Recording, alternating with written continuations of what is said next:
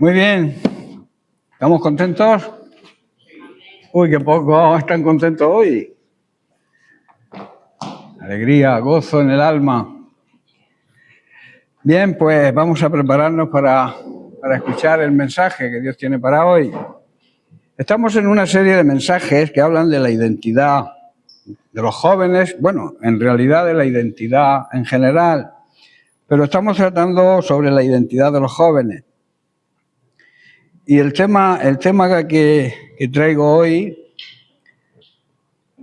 lo he titulado "No eres", ¿qué? Un accidente. No eres, y menos un siniestro, ¿verdad? No eres un accidente. Eso es algo que vamos a profundizar hoy en el tema. Identidad y propósito. Eres un diseño dentro del propósito divino. ¿Tienes eso claro? Cada uno de nosotros somos, bien seamos jóvenes, mayores, adultos, todos estamos en un diseño que Dios ha preparado en su propósito divino. Vivimos hoy en una generación que lucha con su identidad, ¿verdad? A veces no sabemos ni qué hacemos aquí, ni por qué estamos aquí y qué clase de identidad tenemos. Muchos jóvenes hoy se preguntan, ¿para qué nací?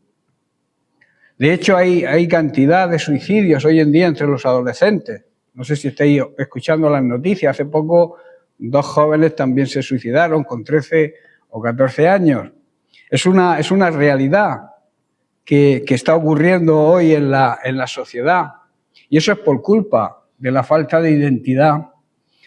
Otros se preguntan, ¿tiene sentido mi vida? Otros llegan a preguntarse, ¿soy importante para alguien? ¿Fue casualidad que yo naciera? Las nuevas ideologías están atentando contra la identidad de muchos jóvenes y muchos niños hoy en día. Eso es una realidad. Y quiero, antes de entrar de lleno en el tema, hablaros de las ideologías, pero enfocándolos desde la Biblia. El tratamiento bíblico que le da la Biblia a la ideología de género, eso que se habla hoy tanto. En Génesis capítulo 1, versos 26 al 28, la palabra de Dios dice, y creó Dios al hombre, a los seres humanos, a su imagen, varón y hembra los creó. Este era el diseño y el propósito divino. Estamos viviendo tiempos donde lo que por siglos ha sido evidente, hoy se cuestiona. ¿Soy hombre que he nacido en un cuerpo de mujer o soy mujer que he nacido en un cuerpo de hombre? Esto es cuestionable. Lo que por siglos ha sido una evidencia de que somos diseño, que somos creados a imagen de Dios y que Cristo, o sea, Dios nos creó hombre y mujer, se está cuestionando. También lo que ha sido fundamento, hoy se debate, hoy se pelea, se lucha, incluso en las cortes, en la política. Lo que fue siempre un diseño divino, hoy se vuelve a definir de acuerdo con criterios o ideas distintas y humanas. La llamada ideología de género no es simplemente una corriente social, es una cosmovisión. Una cosmovisión es una visión conceptual global del universo. Es una cosmovisión que intenta reinterpretar la identidad humana, pero al margen de Dios. En otras palabras, quieren quitar a Dios de en medio y ser ellos quien dirijan, ser el hombre quien marque la identidad del ser humano. Ahora, ¿cómo debe responder la Iglesia? La Iglesia no debe responder ni mucho menos con odio, ni con burlas, ni con desprecio.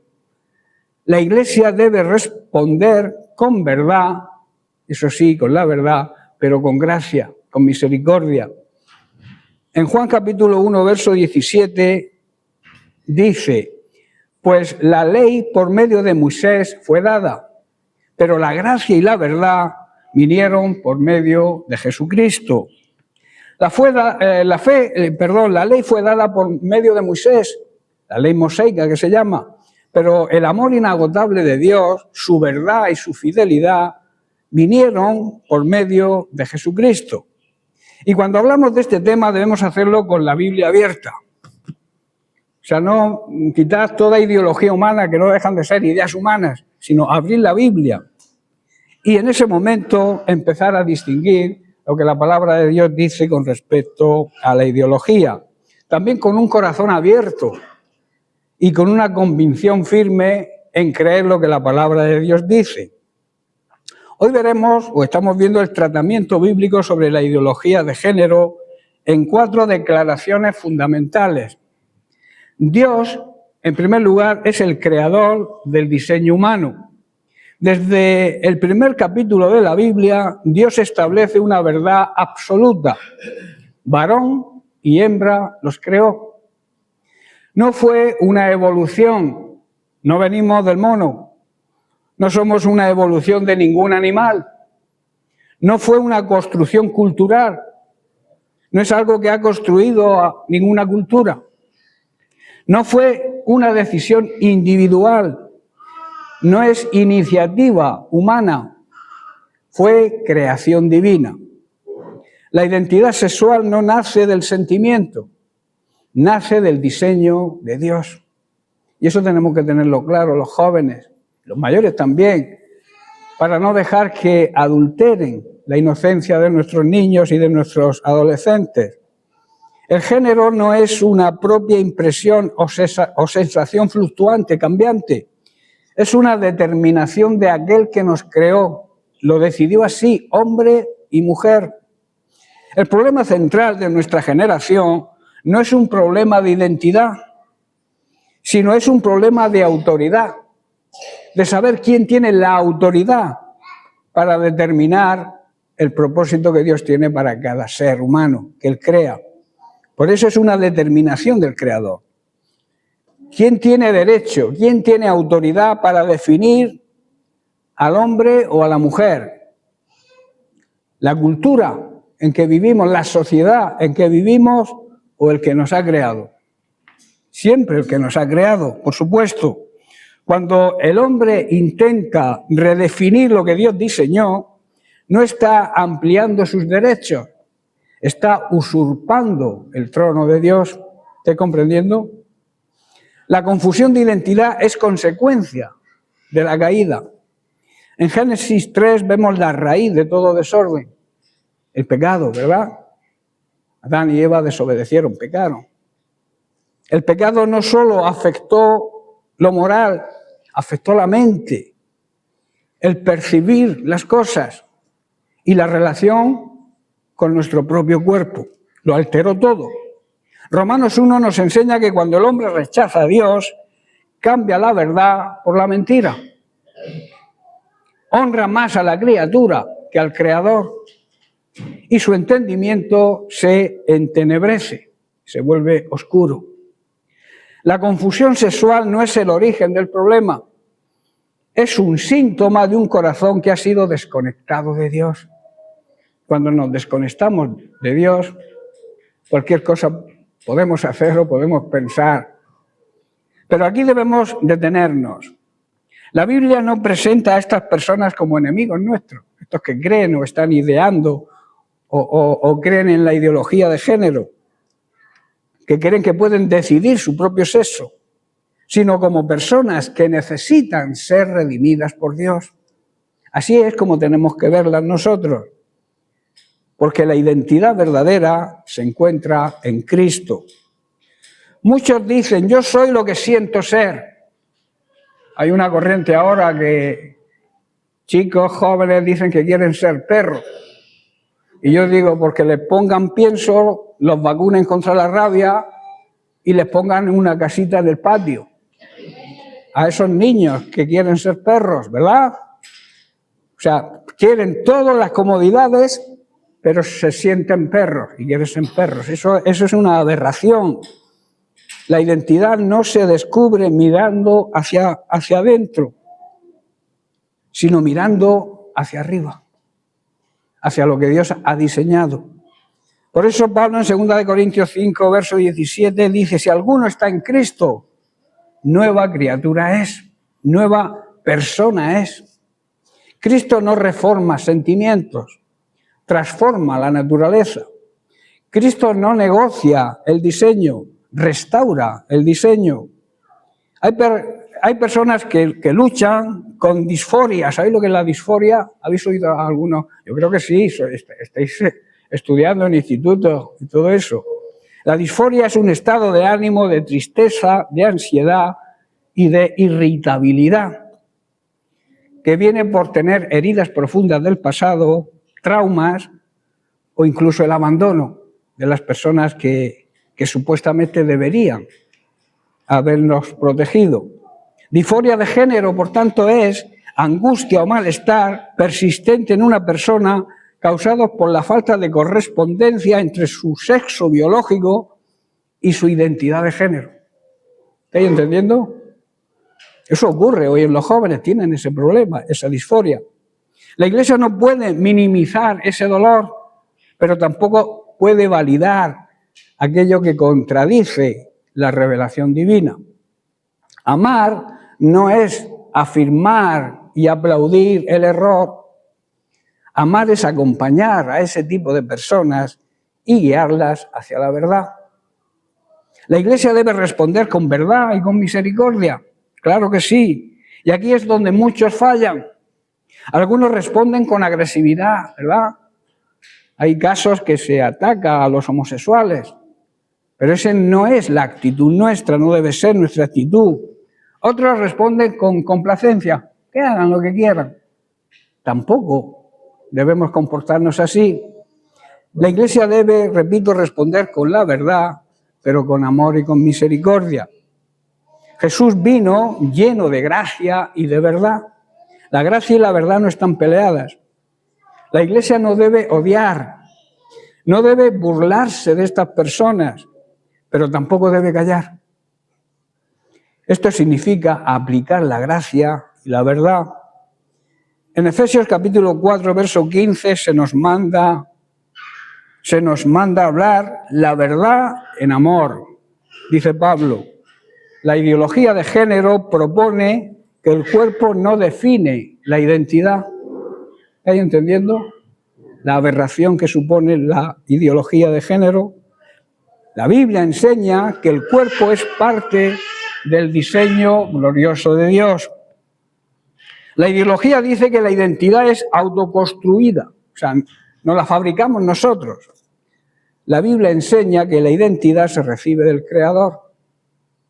¿Qué hacemos como padres? Aquí hay padres. ¿Cómo hacemos como padres y como iglesia? Primeramente tenemos que estar vigilantes con nuestros niños desde muy chiquititos, desde muy pequeños. Enseñar identidad bíblica desde la niñez. Explicarles desde muy pequeños si son chicos o son chicas, para que no vengan luego y los manipulen. No esperar a que el mundo los dirija y los manipule. Tenemos que hacer medicina preventiva con nuestros hijos. Y hay padres que se despreocupan de ese tema con los hijos. Los mandan al colegio y que allí les eduquen. No, señor. Allí deben enseñarles matemáticas, geografía, materias. Pero educarlos es trabajo de la familia, de los padres. Y el trabajo desde niños es enfocarlos a que sepan lo que son. Hablarles de su identidad, sin rodeos. También hay que fortalecer los hogares donde el padre y la madre reflejen el diseño divino. Padres que se comporten como padres, no como simples cuidadores, no como amigos de los hijos. Los padres pueden ser amigos de los hijos, pero sin dejar de ser padres. Ahí viene la autodisciplina, la disciplina, el orden en la familia. Discipular con paciencia a aquellos que luchan con su identidad, hablar con ellos con amor, discipularlos de alguna manera, recordar que el Evangelio transforma cualquier vida. Eso lo sabemos, ¿verdad? Que la palabra de Dios transforma cualquier vida, por mucho que sea tu problema, por muy grande que sea el problema. Dios está por encima de ese problema y la palabra de Dios transforma las vidas. No estamos luchando, recordemos, contra personas, sino contra ideologías que se levantan contra el conocimiento de Dios. Como conclusión a ese tema, decir que la pregunta no es ¿puede alguien sentirse algo diferente? Esa no es la pregunta. La pregunta es ¿tienes el sentimiento autoritario sobre el diseño divino? ¿Sabes que eres un diseño y estás en el propósito de Dios como Dios te ha hecho? Dios te creó. El pecado distorsiona, o sea, nos confunde. Cristo redime. La Iglesia proclama la verdad, pero con gracia y amor. Y la debemos proclamar esa verdad, con lágrimas si es necesario, pero con firmeza absoluta. El diseño de Dios no es opresión, es protección. No es limitación, es bendición. No es rechazo, es propósito eterno. Otra consideración sobre esta generación que lucha contra su identidad, la encontramos la base en el versículo de Jeremías, capítulo 1, verso 5, donde Dios le dice a Jeremías: antes que te formase en el vientre te conocí, y antes que nacieses te santifiqué, te di por profeta a las naciones. Algunos han crecido escuchando palabras quizá muy duras. ¿Quién no ha escuchado? Bueno, yo pienso que aquí no, pero seguro que muchos jóvenes han escuchado de sus padres: fuiste un error, fuiste una equivocación, no te queríamos tener, no te esperábamos, arruinaste nuestros planes, no sirves para nada y cosas peores. Esto marca las vidas de los jóvenes. Son marcas muy difíciles de superar luego. Se pasan años y esas marcas están ahí. Si tú le estás diciendo constantemente a un hijo tuyo: eres tonto, al final acaba tonto. Por tu confesión, por tu forma de hablar. Pero hoy Dios quiere decirte algo claro. No eres un accidente. Eres un diseño único de Dios. No eres casualidad. Eres propósito eterno de Dios. No eres un error. Eres un llamado por Dios. Y eso debe afirmar nuestra fe. Jeremías 1:5 no es solo la historia de un profeta, es una revelación del corazón hoy para nosotros. Dios te conoció antes de formarte. Imaginaos, antes de formarte, ya Él tenía un propósito para ti. Eso es tremendo, ¿verdad? Antes que te formaste en el vientre, te conocí. O sea, Jeremías estaba en la mente de Dios antes de ser concebido. Tremendo, ¿verdad? La palabra conocí aquí no significa información intelectual, es conocimiento íntimo, relacional e intencional. Dios no se sorprendió cuando tú naciste. No dijo: oh, ha aparecido uno más. Eso no lo dijo Dios, ¿verdad? Él ya sabía tu nombre, sabía tu historia, sabía tus luchas, sabía tus batallas. Antes que tus padres supieran que vendrías, Dios ya había pensado en ti. ¿No es extraordinario eso? ¿No te anima eso? Y esto destruye la mentira del enemigo. El enemigo te dice: tu vida no tiene sentido, ¿verdad? Que se escucha esa frase en muchos jóvenes hoy: mi vida no tiene sentido.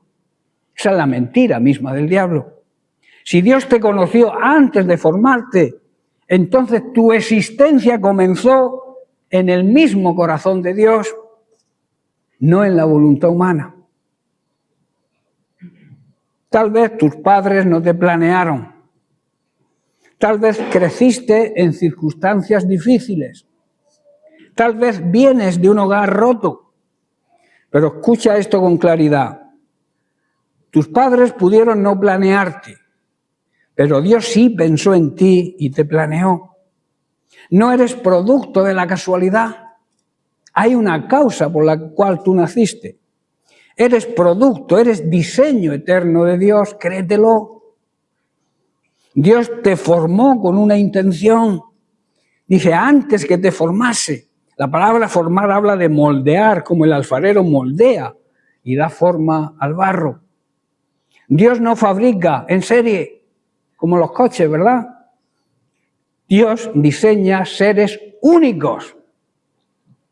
Tu personalidad es única, tu voz es única, tu sensibilidad es única, tus talentos son únicos, tu manera de pensar es única, tu huella dactilar es única. ¿Amén? Amén. Nada es casual. Y escucha bien, no existen dos personas iguales en el mundo. ¿Cuántos habitantes hay en el mundo? Ya no recuerdo bien la cantidad, como va cambiando, ¿quién lo sabe? ¿Cuánto? 14 millones. 8 billones. Fíjate. Y no hay dos personas iguales. Entonces eso demuestra que eres un diseño único de Dios. En el Salmo 139, verso 14, dice: te alabaré porque formidables, maravillosas son tus obras. El problema es que muchos jóvenes comparan su diseño con el de otros. No te compares nunca con nadie, porque tú eres único, única. Yo no canto como él, no predico como él, no tengo esa personalidad, no soy tan extrovertido. Te estás minusvalorando cuando Dios te valora. Tus talentos, tus sentimientos, tu forma de pensar, de hablar. Escuchar bien, Dios no hace copias. Dios hace originales. Cuando comparas tu diseño con otro, ¿sabes qué es lo que estás haciendo? Despreciando a aquel que te diseñó a ti. ¿Verdad? O sea, te menosprecias tú, menosprecias el diseño que Dios hizo en ti.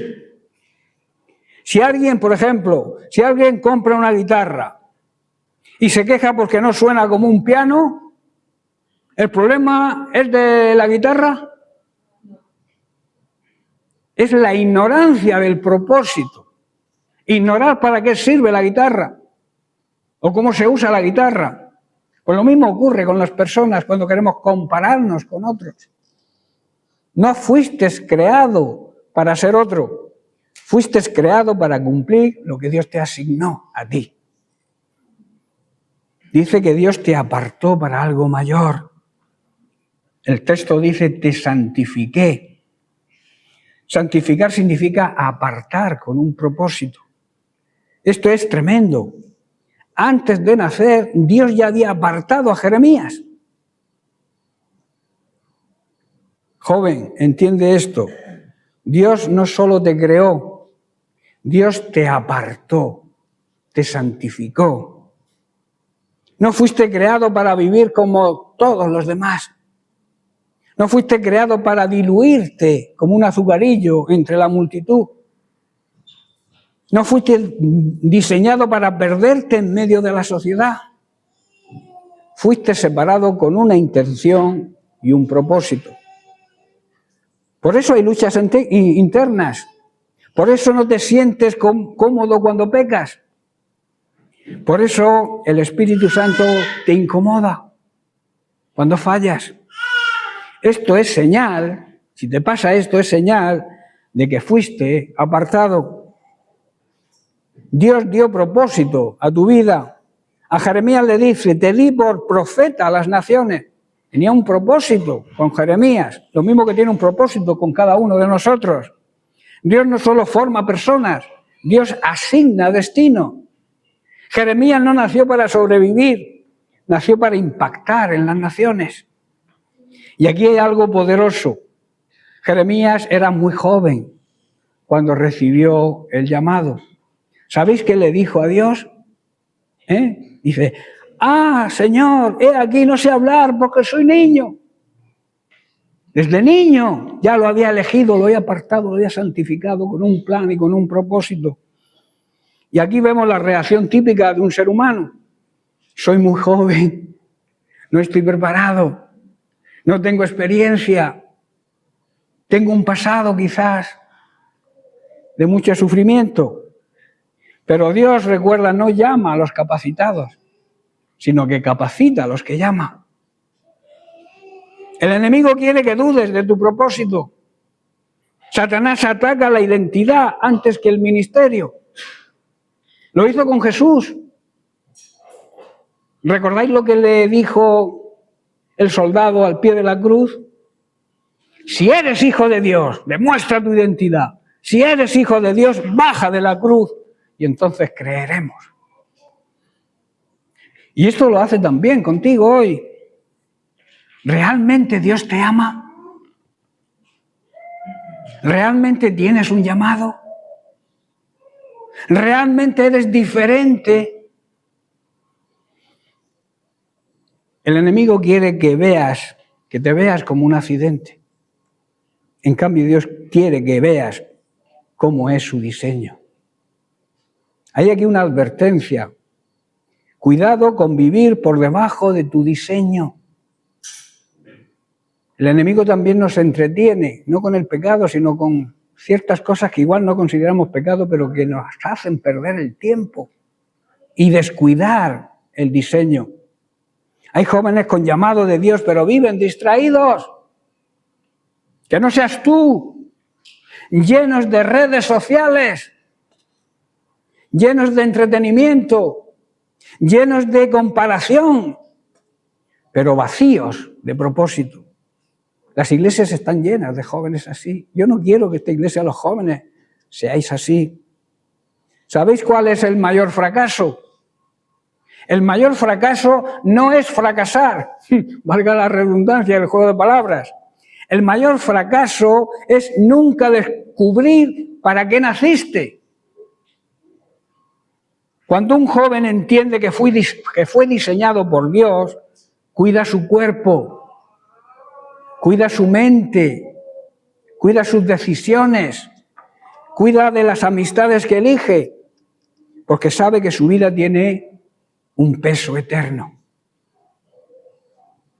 No eres un accidente, repito, no eres un error y tampoco eres un descarte.